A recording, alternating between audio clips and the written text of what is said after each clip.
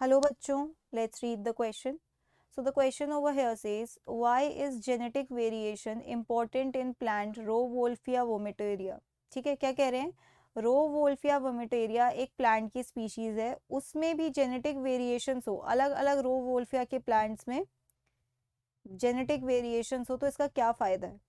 इसको समझने से पहले हम ये देखते हैं कि जो बायोडाइवर्सिटी है, ये बायोडाइवर्सिटी होती है 3 लेवल्स पे। तो जो सबसे बेसिक लेवल होता है उसे कहते हैं जेनेटिक बायोडाइवर्सिटी। जेनेटिक बायोडाइवर्सिटी मतलब life forms are different at the level of their jeans.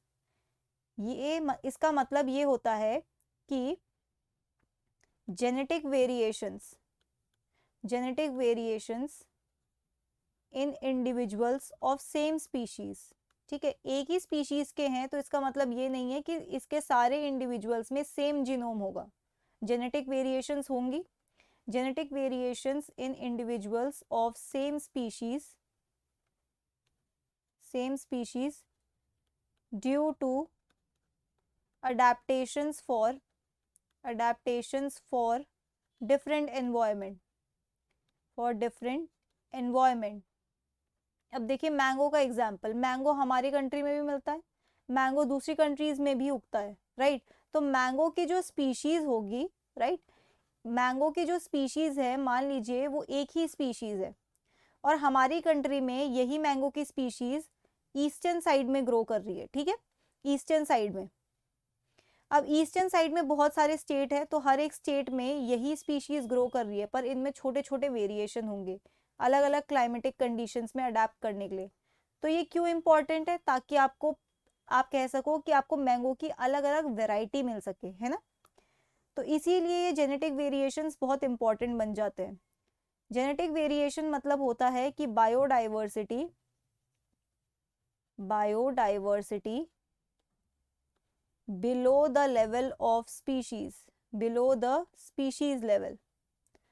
और इससे क्या होता है, हम कहते हैं, यूजुअली हम क्या सोचते हैं, बायोडाइवर्सिटी मतलब जितनी ज्यादा स्पीशीज होंगी उतनी ज्यादा बायोडाइवर्सिटी। तो स्पीशीज के अंडर जितनी वेरिएशन होंगी उतनी ज्यादा भी तो बायोडाइवर्सिटी होगी, इसलिए भी जेनेटिक बायोडाइवर्सिटी इंपॉर्टेंट है। अब क्वेश्चन में क्या लिखा हुआ है, ये जो प्लांट है राउवोल्फिया वोमिटोरिया, इस प्लांट में जेनेटिक बायोडाइवर्सिटी होने का क्या फायदा होगा? देखो राउवोल्फिया वोमिटोरिया, इसमें से आपको एक कंपाउंड मिलता है, ठीक है, एक बायोएक्टिव कंपाउंड मिलता है जिसका नाम है रेसरपाइन। ये इसकी रूट से मिलता है और रेसरपाइन की बहुत अच्छी मेडिसिनल वैल्यू है कि ये ट्रीटमेंट के लिए यूज होता है, किसकी? हाइपरटेंशन, हाई बीपी के लिए, ठीक है।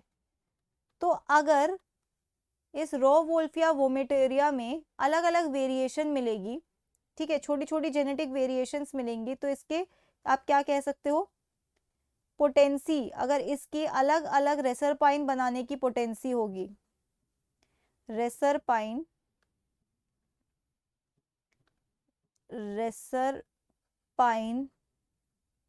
Production potency differ due to genetic biodiversity, ठीक है। एक तो ये चीज हो जाएगी, अगर जेनेटिक बायोडाइवर्सिटी डिफर करी तो अलग अलग अमाउंट में बना सकेंगे। दूसरी चीज, potency of making some other compound also differs, some other compounds also differ। इसका मतलब क्या है? इसका मतलब ये है कि जो आपका एक वैरायटी होगा इसका राउवोल्फिया वोमिटोरिया का, और जो दूसरा होगा और तीसरा होगा, इस तरीके से बहुत सारी वैरायटी होंगी, इन सब में छोटे छोटे डिफरेंसेस होंगे और सब डिफरेंसेस की कुछ ना कुछ इंपॉर्टेंस होगी। अगर ये 1 वाला ज्यादा रेसरपाइन बना रहा है तो 2 वाला हो सकता है कोई और कंपाउंड बना रहा हो ज्यादा अच्छे अमाउंट में, रेसरपाइन नहीं बना रहा, हो सकता है 2 वाला रेसरपाइन दूसरे फॉर्म का बना रहा है और उसकी दूसरी मेडिसिनल वैल्यू है, राइट। तो इस तरीके से ये हेल्पफुल होते हैं। So that's it for the question. I hope you understood it well. Best of luck.